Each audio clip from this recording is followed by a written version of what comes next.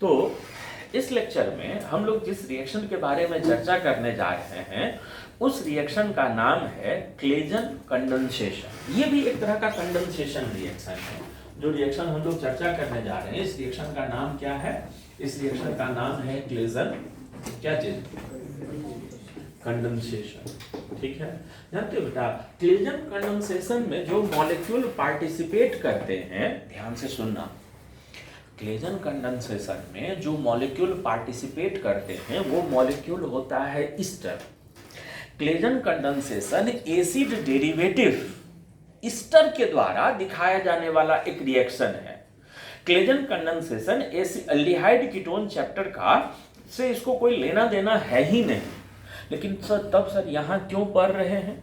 यहाँ इस रिएक्शन को इसलिए पढ़ रहे हैं क्योंकि इस रिएक्शन का जो मैकेनिज्म है वो हूबहू अल्डोल से मिलता जुलता है। तो अल्डोल जैसा ही मैकेनिज्म होने के कारण उसी मैकेनिज्म पर बेस्ड क्वेश्चंस देखने को मिल जाते हैं इस चैप्टर में। तो इसलिए हम लोग यहाँ पर पढ़ रहे हैं क्योंकि इस रिएक्शन पर बेस्ड क्वेश्चंस हम लोगों को एल्डिहाइड कीटोन चैप्टर में मिल जाता है। और क्वेश्चन क्यों मिल जाता है? क्योंकि इसका मैकेनिज्म हूबहू सिमिलर है किसके? तो अब सुनो, इतना सुनने के बाद आगे सुनना। पहला बात, क्लेजन कंडेंसेशन में वही ईस्टर पार्टिसिपेट करेगा जिसके पास कम से कम एक अल्फा हाइड्रोजन हो। जैसे अल्डोल में वही एल्डिहाइड कीटोन भाग लेता था जिसके पास कम से कम एक अल्फा हाइड्रोजन, तो यहाँ क्या बोलेंगे?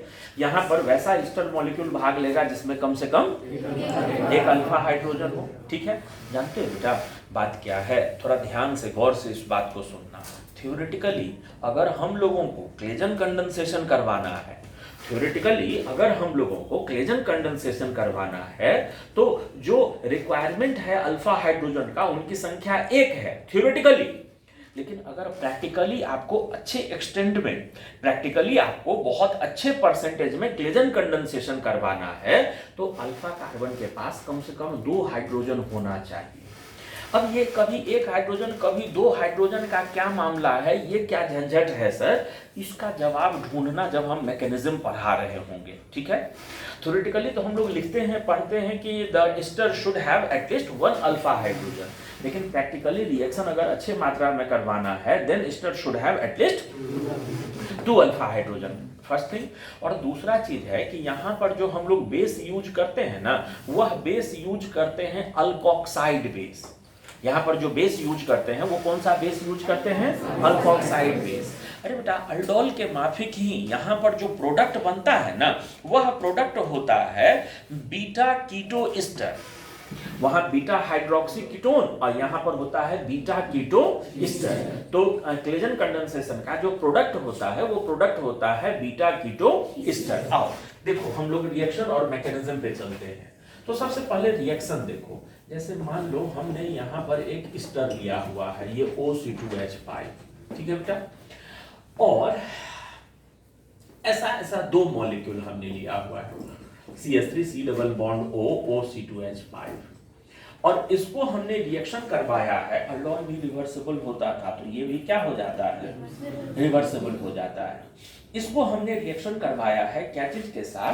तो अल्कोक्साइड बेस। जानते हैं ईस्टर में जो अल्कोक्साइड वाला पार्ट होता है ना, अल्कोहल से हाइड्रोजन हटा दे तो अल्कोक्साइड, कार्बोक्सिलिक एसिड से हाइड्रोजन हटा दे तो कार्बोक्सिलेट, और ये अल्कोक्साइड। तो यहाँ जो अल्कोक्साइड होता है वही अल्कोक्साइड यहाँ बेस के रूप में यूज करते हैं, और जो अल्कोक्साइड बेस के रूप में है उसी का अल्कोहल जो होता है सॉल्वेंट के रूप में होता है। सर ऐसा क्यों, ये क्या मामला है? ध्यान देना। जानते हो बेटा यह अल्कोक्साइड अगर इससे डिफरेंट वेराइटी का यूज किया जाए, जैसे मान लो यहाँ पर 2 कार्बन वाला अल्कोक्साइड है और कैटलिस्ट में हम लोग 3 कार्बन वाला अल्कोक्साइड यूज कर लिए हैं, तो क्या होगा कि वह 3 कार्बन वाला अल्कोक्साइड कुछ परसेंट में यहाँ आके अटैक करके इनको रिप्लेस करके 2 अलग अलग तरह का ईस्टर बना देगा सॉल्यूशन में। अगर ये अल्कोक्साइड और ये अल्कोक्साइड डिफरेंट वेराइटी का हो तो कुछ परसेंट में वो वाला अल्कोक्साइड ईस्टर के कार्बोनाइल सेंटर पर अटैक करके और उसको रिप्लेस करके एक दूसरे वैरायटी का ईस्टर भी बना देगा। और 2 वैरायटी का एस्टर होने लगे तो इधर परसेंटेज ऑफ प्रोडक्ट, इधर नंबर ऑफ प्रोडक्ट क्या हो जाएगा, बढ़ जाएगा। अगर हम लोग वही वैरायटी वाला अल्कोक्साइड लेते हैं, ये अगर यहाँ अटैक भी कर दिया तो इसका वैरायटी चेंज नहीं हुआ, वही का वही रह गया, तो हमारे प्रोडक्ट में कोई मिक्सचर बनने का चांस नहीं रह जाता। ये अल्कोक्साइड का मतलब समझ गए सभी लोग। अच्छा अब सुन, अगर सॉल्वेंट मान ले अलग वैरायटी का होता, ये सॉल्वेंट अलग वैरायटी का होता, तो यह बेस उस सॉल्वेंट के साथ रिएक्शन करके नया बेस बना देता, अब वो नया बेस फिर वही हंगामा करना शुरू कर देता। तो जो हम लोग अल्कोक्साइड लेते हैं उसी का अल्कोहल हम लोग ले लेते हैं क्या चीज के रूप में, सॉल्वेंट के रूप में। ये पूरा कहानी जो अभी अभी बोले हैं, ये कहानी समझ में आ रहा है अंकित जी? ये सर वाले, ये सर। तो अब देखिए बात क्या है, होता क्या है, जैसे अल्डोल कंडेंसेशन में क्या होता था, अल्डोल कंडेंसेशन में होता ये था कि ये एनायन बनता था और वो एनायन आके इसके कार्बोनाइल पर अटैक करके इनको रिप्लेस कर देता था, यही होता था ना अल्डोल में। अरे बेटा यहाँ भी वही चीज होगा, यहाँ पर होगा क्या कि ये एनायन बनकर आकर यहाँ अटैक करेगा, ये बॉन्ड खुलेगा, और वहाँ अल्डोल कंडेंसेशन में ये बॉन्ड खुलने के बाद अल्कोहल बन जाता था, क्योंकि कोई भी दूसरा ग्रुप लिविंग एबिलिटी, यहाँ पर वो बॉन्ड खुलने के बाद वापस आकर इनको बाहर निकाल देता है, ये चीज होता है। ध्यान दिए क्या चीज, उसके एनायन बनकर यहाँ कर अटैक करने के बाद ये बॉन्ड खुला और वो वापस आता है, तो ये यहाँ से क्या हो जाता है, बाहर निकल, तो इधर का प्रोडक्ट क्या बन जाएगा, बोलो तो तू ही लोग। इधर का जो प्रोडक्ट हो जाएगा CH3 C double bond O CH2 C double bond O और ये क्या C2H5। अरे बेटा ये जो प्रोडक्ट बना है ये ईस्टर है और ईस्टर के अल्फा बीटा कार्बन पर कीटो है, तो इसलिए इस प्रोडक्ट को हम लोग नाम देते हैं क्या चीज, बीटा कीटो ईस्टर बोलते हैं। और साथ में जो दूसरा प्रोडक्ट बना है वो दूसरा प्रोडक्ट कौन सा हो गया, यहाँ का जो हाइड्रोजन हटा और ये C2H5O जो हटा है, वो दोनों यहाँ क्या बनकर निकल जाता है, वो C2H5OH बनकर निकल जाता है। ये यहाँ निकल गया है क्या बनकर C2H5। मैकेनिज्म भी काफी हद तक आइडिया लग ही गया होगा। इसका जो मैकेनिज्म होता है, ये हमारा ईस्टर मॉलिक्यूल, ईस्टर मॉलिक्यूल को शुरू में रिएक्शन करवाया गया है ये O CH2CH3 माने वो इथॉक्साइड से, यह इसका हाइड्रोजन निकाल लिया तो इसको बदल दिया क्या चीज में, CH2 minus C double bond O CH3 में C2H5 में, ठीक है। और अब ये दूसरा ईस्टर, ये दूसरा ईस्टर O C2H5 और ये वाला anion CH2 minus C double bond O C2H5, ये एनायन बेटा ये आकर यहाँ अटैक करे, ये बॉन्ड खुले, तो उधर का चीज क्या बन जाएगा, बोलो उधर का जो चीज बन जाएगा वो हो जाएगा क्या चीज, OC2H5 और इधर ये CH2 C double bond O C2H5। और सुनो ना क्या बोले थे, ये जब बॉन्ड वापस शिफ्ट होगा तो अच्छा लिविंग एबिलिटी होने के कारण वो वहां से बाहर निकल जाएगा, बाहर निकल जाएगा तो ये क्या बन जाएगा, C double bond O CH2 C double bond O C2H5। देखो यहाँ तक सब कुछ ठीक ठाक, यहाँ तक बात समझ में आ रहा है सभी लोगों को। अरे बेटा यहाँ तक अगर बात समझ में आ रहा है, यहाँ तक अगर बात समझ में आ रहा है हम लोगों को, तो सुनो अभी जब हम लैंग्वेज के बारे में चर्चा कर रहे थे तो हम एक बात बता रहे थे, क्या बात बता रहे थे, थ्योरेटिकली और प्रैक्टिकली में अंतर होता है। अगर ये वाला प्रोडक्ट हमको प्रैक्टिकली ज्यादा मात्रा में चाहिए तो अल्फा कार्बन के पास कम से कम, ये पूरा प्रोसेस रिवर्सिबल है, ये पूरा प्रोसेस क्या है, रिवर्सिबल है। और उस रिवर्सिबल में भी इक्विलिब्रियम बैकवर्ड के तरफ ही शिफ्टेड होता है, उस रिवर्सिबल प्रोसेस में भी पूरा इक्विलिब्रियम किधर के तरफ होता है, बैकवर्ड के तरफ होता है।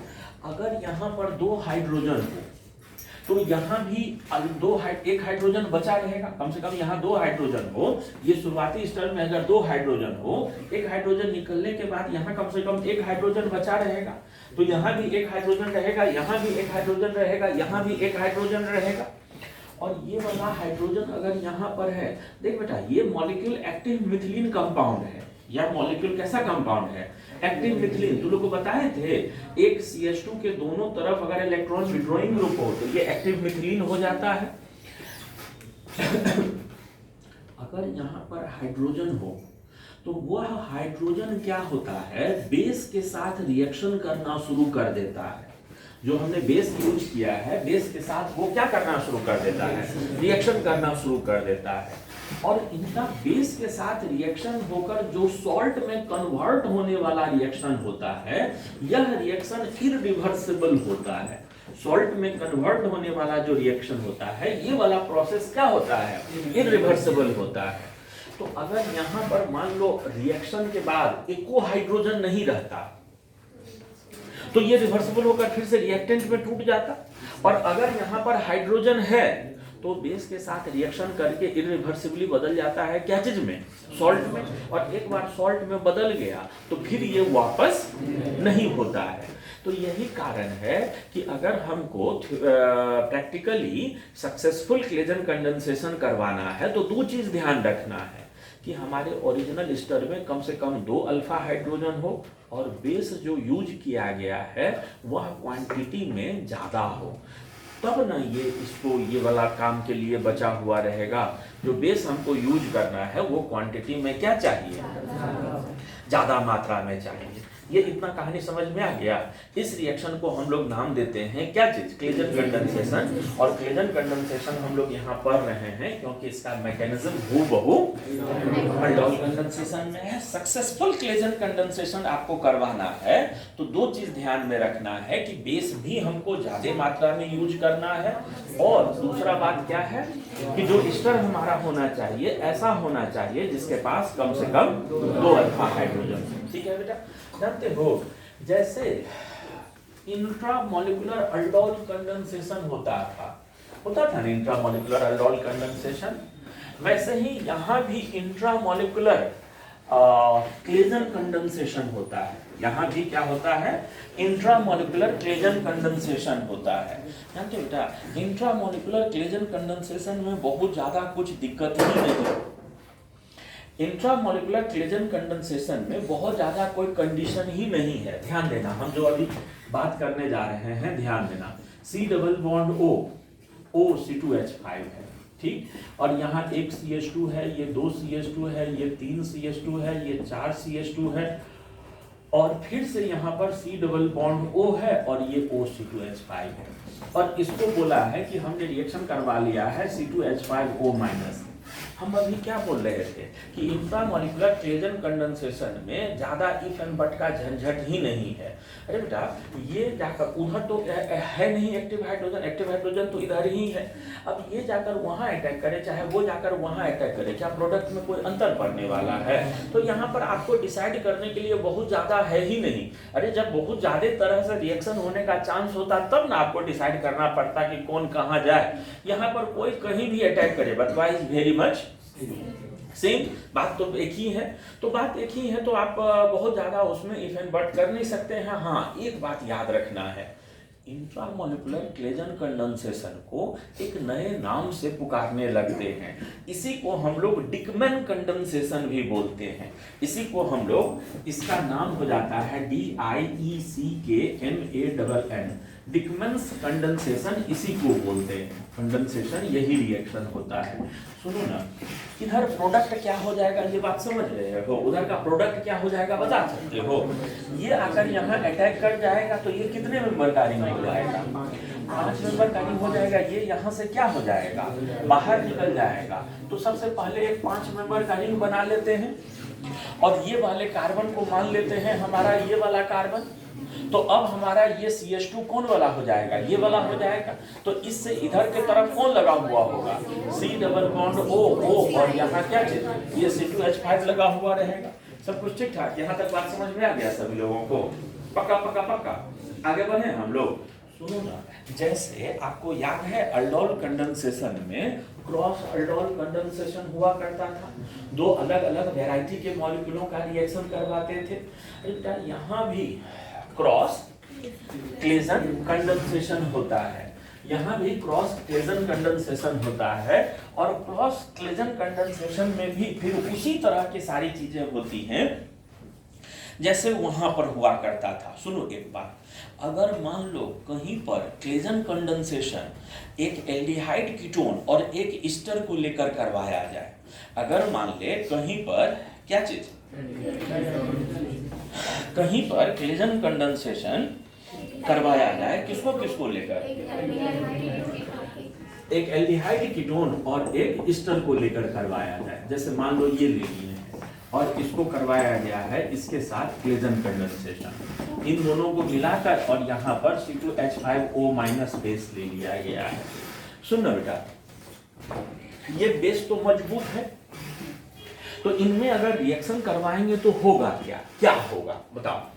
आप जानते हो मजबूत बेस लेने पर एल्डिहाइड कीटोन 100% बदल जाएगा क्या चीज में, एनायन। डाइल्यूट बेस लेने पर ना कुछ परसेंट में बदलता है, कुछ नहीं बदलता है, तो अपने ही जैसे पर अपने जैसे मॉलिक्यूल के एनायन का अटैक होने का चांस होता है।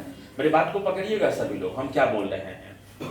कमजोर बेस लेते हैं तब ना ये पार्शियली आयोनाइज होता है, पार्शियली नहीं होता है, तो अपने बने हुए एनायन का अपने ही जैसे दूसरे मॉलिक्यूल के कार्बोनाइल पर अटैक होने का चांस बचा रहता है। अगर हम लोगों ने मजबूत बेस यूज कर लिया है तो क्या होगा, ये 100% एनायन में बदलेगा और 100% रिएक्शन जो होगा इसके एनायन का यहाँ अटैक होने के कारण होगा, और ये एनायन बनके यहाँ अटैक करे, इनको रिप्लेस कर दे, तो उधर का प्रोडक्ट क्या हो जाएगा बताओ। इधर का जो प्रोडक्ट हो जाएगा ये हो जाएगा क्या चीज, डबल बॉन्ड O, और ये एनायन बनके यहाँ अटैक किया है, इनको रिप्लेस किया है, तो इस कार्बन से यहाँ लगा हुआ क्या चीज, C डबल बॉन्ड O, और यहाँ लगा हुआ क्या चीज, CH3, यही प्रोडक्ट हो जाएगा ना। ठीक है, तो ये एग्जांपल हो गया किसका, ये एग्जांपल हो गया मिक्स्ड क्लेजन कंडेंसेशन का। हम लोग चर्चा कर रहे थे क्या चीज के बारे में, तो हम लोग चर्चा कर रहे थे क्लेजन कंडेंसेशन के बारे में चर्चा कर रहे थे। आसान है, कोई बहुत ज्यादा झंझट वाला चीज नहीं है। अरे क्लेजन कंडेंसेशन से हम लोग आगे बढ़ते हैं, तो जो अगला रिएक्शन हम लोग चर्चा करने चल रहे हैं क्लेजन कंडेंसेशन के बाद, अगला रिएक्शन जो हम लोग चर्चा करने चलेंगे वो रिएक्शन का नाम होगा पर्किन रिएक्शन। तो हम लोग अभी जिस रिएक्शन के बारे में चर्चा करने चल रहे हैं उस रिएक्शन का नाम है पर्किन रिएक्शन। अरे बेटा, पर्किन रिएक्शन में होता क्या है, सभी लोग ध्यान देंगे सामने। पर्किन रिएक्शन में होता क्या है कि कोई भी एरोमेटिक एल्डिहाइड, क्या चीज, एरोमेटिक एल्डिहाइड, और वो एल्डिहाइड भी ऐसा होना चाहिए जिसके पास अल्फा हाइड्रोजन ना हो। कोई भी एरोमेटिक एल्डिहाइड को जब हम लोग रिएक्शन करवा देते हैं एसिड एनहाइड्राइड के साथ, एरोमेटिक एल्डिहाइड को रिएक्शन करवा देते हैं क्या चीज के साथ, एसिड एनहाइड्राइड के साथ, ठीक है, in presence of alkanoate base, in presence of alkoxide या अल्कानोएट, दोनों एक ही चीज है, नहीं अल्कानोएट, अल्कानोइक एसिड का आयन अल्कानोएट बेस के मौजूदगी में अगर रिएक्शन करवा देते हैं तो अल्डोल जैसा ही कंडेंसेशन होता है, और वहां पर जो प्रोडक्ट बनता है वह प्रोडक्ट हो जाता है क्या चीज, तो प्रोडक्ट हो जाता है अल्फा बीटा अनसैचुरेटेड एसिड। यहां पर प्रोडक्ट हो जाता है क्या चीज, alpha beta unsaturated acid. Perkin reaction क्या है, फिर से सुनना, हम ध्यान से बोल रहे हैं। अगर हम लोग, ध्यान से सुनना, अगर हम लोग किसी एरोमेटिक एल्डिहाइड को एसिड के एनहाइड्राइड के साथ रिएक्शन करवाते हैं, एनहाइड्राइड भी कैसा, जिसके पास कम से कम एक अल्फा हाइड्रोजन हो, क्योंकि अल्डोल जैसा मैकेनिज्म इसका भी है। एरोमेटिक एल्डिहाइड को ऐसे एनहाइड्राइड के साथ रिएक्शन करवा दें जिसके पास कम से कम कौन सा बेस के मौजूदगी में, अल्कानोएट बेस की मौजूदगी में, तो उधर प्रोडक्ट में हम लोगों को अल्फा बीटा अनसैचुरेटेड एसिड मिला करता है। देखिएगा रिएक्शन, देखिएगा, जैसे मान लो ये हमने एरोमेटिक एल्डिहाइड लिया, ये हमने कौन सा चीज लिया है, एरोमेटिक एल्डिहाइड, इसको हमने रिएक्शन करवा दिया है क्या चीज के साथ, तो इसको हमने रिएक्शन करवा दिया है एसिड एनहाइड्राइड के साथ, ठीक है, ये एसिड का एनहाइड्राइड। अरे बेटा, यहाँ पर बेस के रूप में जो हम लोग लेते हैं, ये बेस के रूप में हम लोग लेते हैं जो एसिड यहाँ पर है ना, उसी एसिड का anion CH3 double bond OO-, ये एनायन ले लेते हैं, इसी बेस इसी एसिड का एनायन ले लेते हैं, ठीक है, इसी एसिड का एनायन ले लेते हैं। हाँ, तो यहाँ पर होता क्या है, सुन, होता ये है कि ये दोनों हाइड्रोजन और ये ऑक्सीजन, ये वाटर बनकर चला जाता है, और इनके इनके बीच में यहाँ क्या आ जाएगा, डबल बॉन्ड, और इधर का भाग निकलकर अलग एसिड के रूप में, माने यहाँ का हमारा प्रोडक्ट जो हो जाएगा वो प्रोडक्ट कैसा हो जाएगा, CH डबल बॉन्ड CH, और ये C डबल बॉन्ड OH, और प्लस साथ में क्या चीज, ये 2 कार्बन वाला एसिड जो निकला है ये CH3 C डबल OH, ठीक है। अरे बेटा ये जो एसिड सामने बना है ना, इस एसिड को सिनामिक एसिड बोलते हैं। इस एसिड को क्या नाम से पुकारते हैं, सिनामिक एसिड के नाम से पुकारते हैं। यह एसिड जो आपके सामने बना है, इस एसिड का नाम हो जाता है क्या चीज, सिनामिक एसिड। पिछले क्लास में पायरुविक एसिड का नाम बताए थे, याद है? पायरुविक एसिड का फॉर्मूला याद है? 3 कार्बन हो, बीच वाले कार्बन पर भी C डबल बॉन्ड O हो, अब भी उधर C डबल OH हो। लैक्टिक एसिड को ऑक्सीडाइज करते हैं ना तो पायरुविक एसिड बनता है। अब याद रह जाएगा, लैक्टिक एसिड तो याद है, लैक्टिक एसिड याद है ना, CH3 CH OH और C डबल OH। इसका ऑक्सीडेशन करेंगे तो ये अल्कोहल बदल जाएगा क्या चीज में, कीटोन में, और वही पायरुविक एसिड कहलाता है। अब पायरुविक एसिड ना याद रहेगा, ये लैक्टिक एसिड, उधर वाला वो पायरुविक एसिड। और अभी जो हम लोग चर्चा किए हैं वो सिनामिक एसिड है। अगर यहाँ C डबल OH के जगह पर CHO होता, यहाँ CHO अगर रहता तो सिनामल्डिहाइड हो जाता, ये यहाँ CHO होता तो फिर वो क्या हो जाता, सिनामल्डिहाइड हो जाता। सुनो ना बेटा, आओ इसके मैकेनिज्म पे गौर करते हैं। देखो यहाँ पर ये कतई मजबूत बेस नहीं है, ये किसी भी एंगल से मजबूत बेस नहीं है, ठीक है। और इनके अल्फा हाइड्रोजन भी एसिडिक कम ही है। फिर भी इतना कमजोर बेस काहे लिए सर, ये अगर कम एसिडिक है तो फिर बेस मजबूत लीजिए ना, ताकि इसको एनायन में जल्दी जल्दी बदल सके। तो मजबूत बेस लेने से फिर उस बेस का यहाँ अटैक करने का डर बढ़ने लगेगा। आखिर एरोमेटिक एल्डिहाइड क्यों लिए हैं, क्योंकि नॉर्मल एल्डिहाइड कीटोन लेने पर ये बेस का इसके कार्बोनाइल पर ही अटैक करने का चांस ज्यादा होने लगेगा। बात समझे, normal aldehyde ketone Perkin reaction नहीं दिखाता है, पर्किन रिएक्शन के लिए एरोमेटिक एल्डिहाइड ही चाहिए। क्यों चाहिए, क्योंकि बाकी कोई एल्डिहाइड कीटोन लेंगे तो फिर कार्बोनाइल ज्यादा एक्टिव होने लगेगा, और कार्बोनाइल ज्यादा रिएक्टिव अगर होने लगा तो फिर ये जो भी बेस यूज करोगे उनका उनके साथ रिएक्शन होने लगेगा। तो इसलिए ऐसा एल्डिहाइड या कीटोन लिया गया है जिसका कार्बोनाइल बेहद कम रिएक्टिव है, पहला बात। दूसरा बात कि यहाँ पर हाइड्रोजन हटना थोड़ा स्लो होगा, हाइड्रोजन हटना जो होगा वो थोड़ा क्या होगा, स्लो होगा।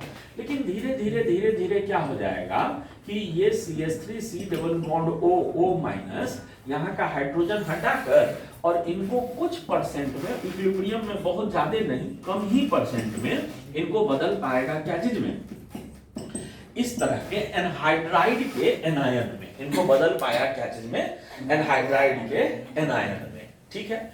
एनहाइड्राइड एनायन बनने के बाद यही एनहाइड्राइड का एनायन आकर अटैक करता है, कहां पर आकर अटैक करता है, ये कार्बोनाइल सेंटर के एल्डिहाइड बेंजल्डिहाइड के कार्बोनाइल सेंटर पर। अरे बेटा ये एनायन बनना ठीक है धीरे धीरे हो रहा था, ये वाला अटैक होना और कठिन होगा, समझ में आ रहा है, क्योंकि इसका कार्बोनाइल तो बेहद कम रिएक्टिव है, बहुत कम रिएक्टिव है, ठीक है। तो ये अभी भी यही इसका अल्डोल के जैसा ही यहाँ भी यही इसका कौन सा स्टेप होता है, रेट डिटरमाइनिंग स्टेप होता है। लेकिन अगर ये यहाँ आकर अटैक हो और ये बॉन्ड यहाँ खुल जाए तो ये क्या चीज में कन्वर्ट हो जाएगा, देखना तो ये अगर रिएक्शन हो जाए यहाँ पर अटैक हो जाए तो ये क्या चीज में कन्वर्ट हो जाएगा, CHO माइनस और क्या चीज CH2 C double bond O C double bond O और इधर क्या चीज CH3, ये ऐसा हो गया। जानते हो बेटा हमारा सॉल्यूशन कैसा है, अल्कलाइन, अल्कलाइन सॉल्यूशन रहेगा तो ये पूरा स्पीशीज ऐसा ही रहेगा। हम लोग बाहर से थोड़ा सा एसिड मिलाकर सॉल्यूशन को न्यूट्रलाइज करते हैं, सॉल्यूशन को न्यूट्रलाइज करेंगे ना तो यह एनहाइड्राइड टूटकर वो भाग भी एसिड, ये भाग भी एसिड, एनहाइड्राइड एसिड से वाटर निकाल ले तो एनहाइड्राइड, और एनहाइड्राइड को वाटर दे दे तो एसिड। तो ये एनहाइड्राइड बीच से टूटकर दोनों भाग क्या बदल जाएगा, एसिड में, और ये H लेकर ये बदल जाएगा क्या चीज में, अल्कोहल में। दो बात देखो, पहला चीज ये एरोमेटिक से लगा हुआ OH है, अपने आप डिहाइड्रेशन हो जाएगा, और दूसरा चीज एसिड है, एसिड भी डिहाइड्रेशन में मदद कर देगा। तो ये अपने आप क्या हो जाएगा, शुरू में ऐसा वाला प्रोडक्ट बन जाएगा, शुरू में ये कैसा प्रोडक्ट बन जाएगा, ये CH और क्या चीज CH2 C double bond OH, ठीक है। अब प्लस जो एसिड टूट कर निकला है वो COOH, और एसिडिक कंडीशन में ये अपने आप डिहाइड्रेट होकर क्या प्रोडक्ट बना लेगा, ये अपने आप CH डबल बॉन्ड CH और ये CH2 कहेगा C डबल बॉन्ड OH, ये चीज में बदल जाएगा। इतना कहानी समझ में आ गया। इसी रिएक्शन को हम लोग बोलते हैं क्या चीज, पर्किन रिएक्शन। पर्किन रिएक्शन पे याद रखना, इसको स्टार कमे में लगवा रहे हैं, स्टार याद रखना वाला उसी में बोलते हैं। अल्डोल के नजारों में कभी ना बोले याद रखो, इतना बार रिपीट होगा कि अपने आप याद रहेगा। ये धोखा देता है, इसका चर्चा कम होता है, और ये सब कुछ बता देने के बाद क्वेश्चन एग्जाम में अगर दे दे तो कई बार समझ में ही नहीं आते रहता है। ये इतना बड़ा मॉलिक्यूल देखते ही लगने लगता है, एनहाइड्राइड अगर थोड़ा बड़ा वाला दे दे तो लगते रहता है कि हाय राम अब इसमें करवाया क्या जाए। तो पर्किन रिएक्शन को ध्यान में रखना थोड़ा सा। पर्किन रिएक्शन एरोमेटिक एल्डिहाइड को इससे करवाते हैं, तो ऐसा एरोमेटिक ये होता है, वो ध्यान में रखिएगा सभी लोग, ठीक है। हम आगे बढ़े, आगे चलते हैं। तो ये था हमारा पर्किन रिएक्शन। पर्किन रिएक्शन पर एक क्वेश्चन देकर पूछ ले आप लोगों से क्या बनेगा, एक क्वेश्चन दे दिया जाए पर्किन रिएक्शन पर कि आगे बढ़े। अब जब इतना चर्चा हो गया तो क्वेश्चन तो देंगे ही देंगे।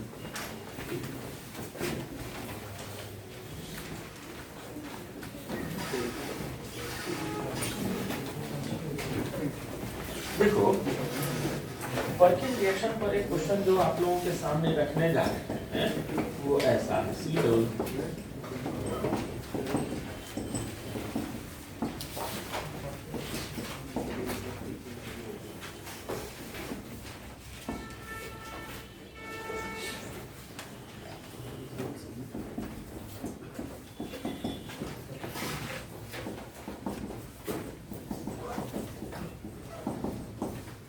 है, पूछ रहा है क्या प्रोडक्ट बनेगा। देखिए तो जल्दी से बनाकर बताइए। तो ये क्वेश्चन है आपके सामने। तो इस क्वेश्चन में देखो बात क्या है कि यह जो बेस होगा वह बेस कौन सा हाइड्रोजन को हटाएगा, ये हाइड्रोजन हटेगा कि ये हाइड्रोजन हटेगा।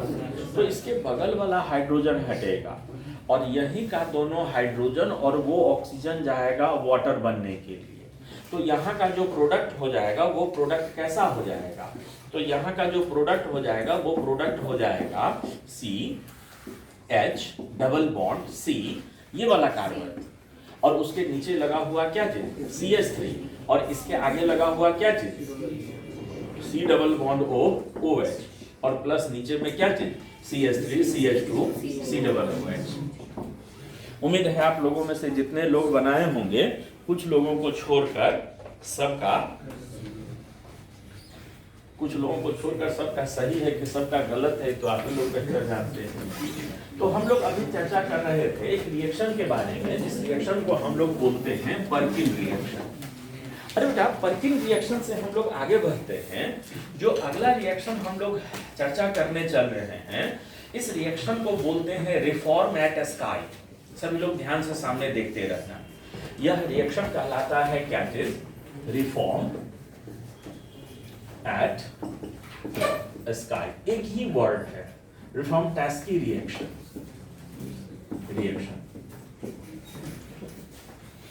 रिफॉर्म एट स्काई लिखा हुआ है, रिफॉर्म टैस्की एक ही में बोलते हैं, रिफॉर्म टैस्की रिएक्शन। रिफॉर्म टैस्की रिएक्शन भी अल्डोल जैसा ही है। सुनिए है क्या चीज, हम लोग अल्डोल में करते क्या थे, हम लोग अल्डोल में करते ये थे कि एक कार्बोनाइल मॉलिक्यूल होता था और दूसरे कार्बोनाइल को किसी तरह से एनायन में बदल देते थे और वो एनायन को इसके साथ रिएक्शन करवाते थे।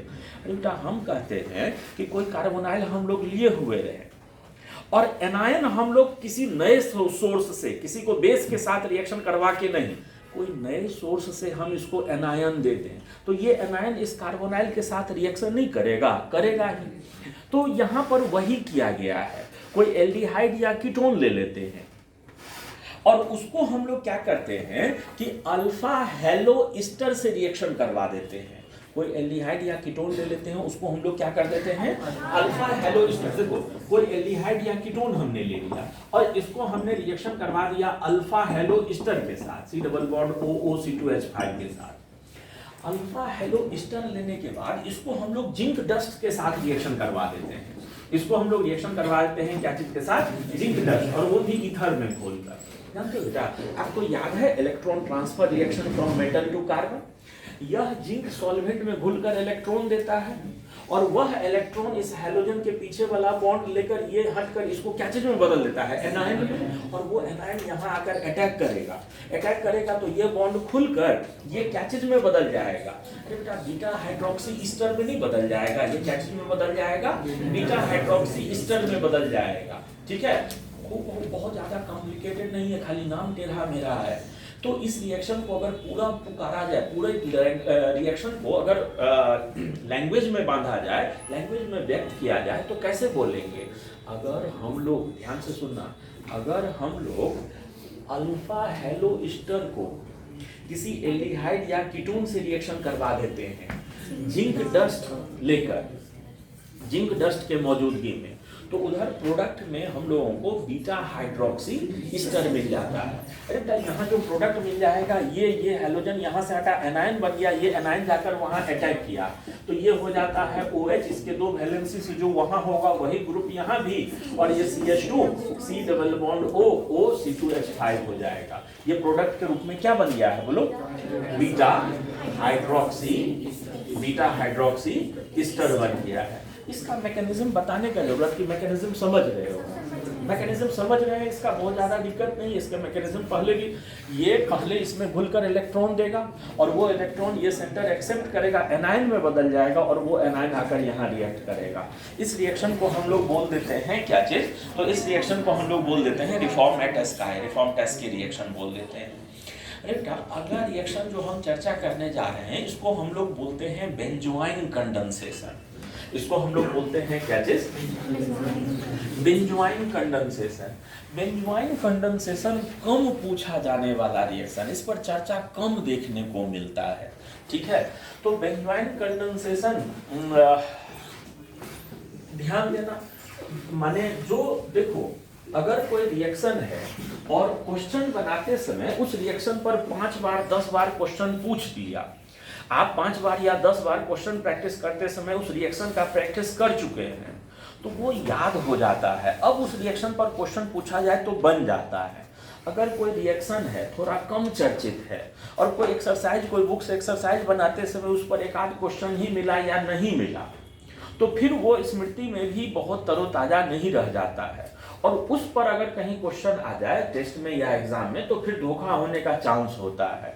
तो इसलिए अगर कोई रिएक्शन कम चर्चित है तो इसलिए उसको बोलते हैं कि इसको थोड़ा सा ज्यादा ध्यान से देखो, ये कारण है। क्योंकि अल्डोल और केनिजारो जैसे जो रिएक्शन है उस पर इतना क्वेश्चन अभी से देखने को मिलेगा एक्सरसाइज सॉल्व करते समय कि वो न चाहते हुए भी तो आपको याद हो जाएगा।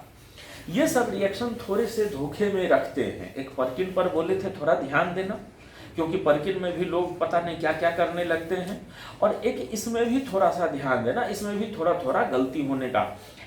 हाइड्रोकार्बन में डाइल्स एल्डर के बारे में बोले थे कि इसको याद रखना, डाइल्स एल्डर में भी थोड़ा थोड़ा गलती होने का चांस होता था। विटिक रिएक्शन में बोले थे, विटिक रिएक्शन जिसमें 4 मेंबर फॉस्फोरस येलाइड वाला जो था, याद करो, किसी एल्डिहाइड कीटोन को फॉस्फोरस येलाइड से रिएक्शन करवाते थे तो एल्कीन बन जाता था। तो वो सब रिएक्शंस को थोड़ा थोड़ा ध्यान में रखना है। ठीक है, हम चलते हैं, हम चर्चा करने चल रहे हैं किस रिएक्शन के बारे में, तो कौन सा रिएक्शन बोले थे अभी हम लोग चर्चा करने जा रहे हैं बेंजोइन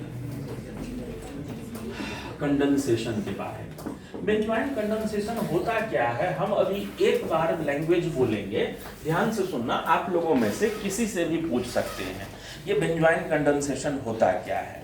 सुना बेटा, अगर हम लोग बेंजल्डिहाइड मॉलिक्यूल को रिएक्शन करवा दें KCN के साथ, अगर हम लोग बेंजल्डिहाइड मॉलिक्यूल को रिएक्शन करवा दें क्या चीज के साथ, KCN के साथ, तो वह एक तरह के कंडेंसेशन में इन्वॉल्व होकर अल्फा हाइड्रोक्सी कीटोन, वह एक तरह के कंडेंसेशन में इन्वॉल्व होकर अल्फा हाइड्रोक्सी एरोमेटिक कीटोन में बदल जाता है, अल्फा हाइड्रोक्सी एरोमेटिक कीटोन में बदल जाता है। इसी रिएक्शन को हम लोग नाम देते हैं क्या चीज, बेंजॉइन कंडेंसेशन। देखना बेटा, बेंजॉइन कंडेंसेशन पहले रिएक्शन देख लो। जैसे मान लो दो मॉलिक्यूल बेंजल्डिहाइड को हम लोगों ने रिएक्शन करवाया है, दो मॉलिक्यूल बेंजल्डिहाइड का रिएक्शन करवाया है।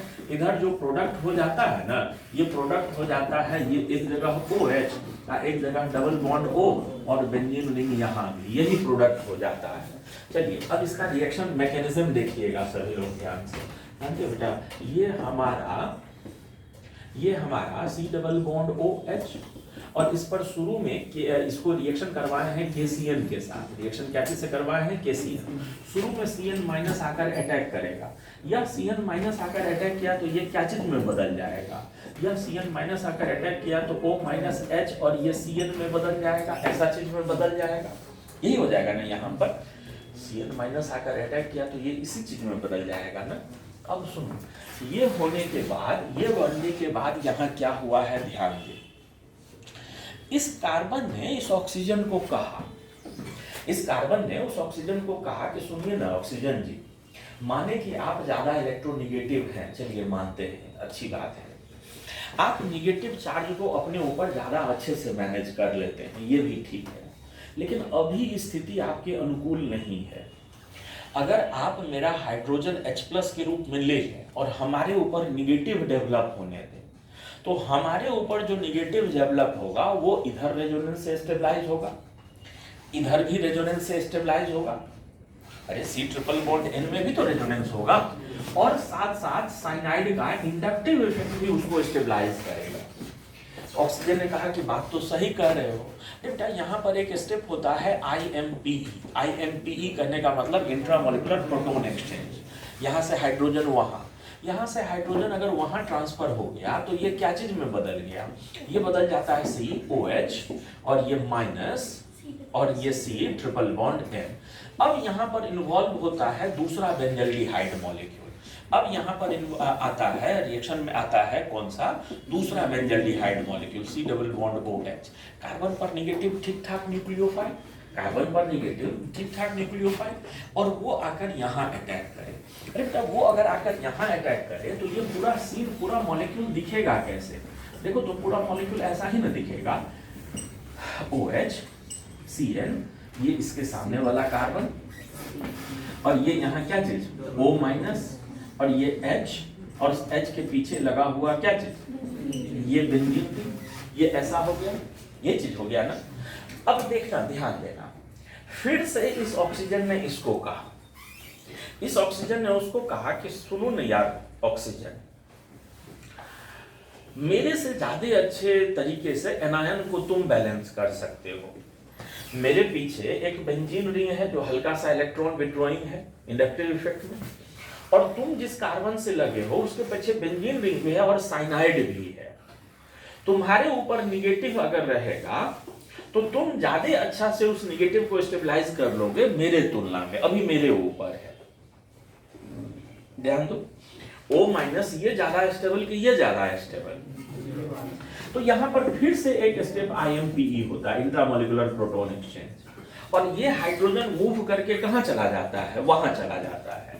ये हाइड्रोजन मूव करके अगर वहां चला जाए तो वो क्या हो जाएगा, O माइनस, और ये क्या हो जाएगा CN, वो क्या हो जाएगा CH OH, और CH के पीछे लगा हुआ क्या चीज, बेंजीन।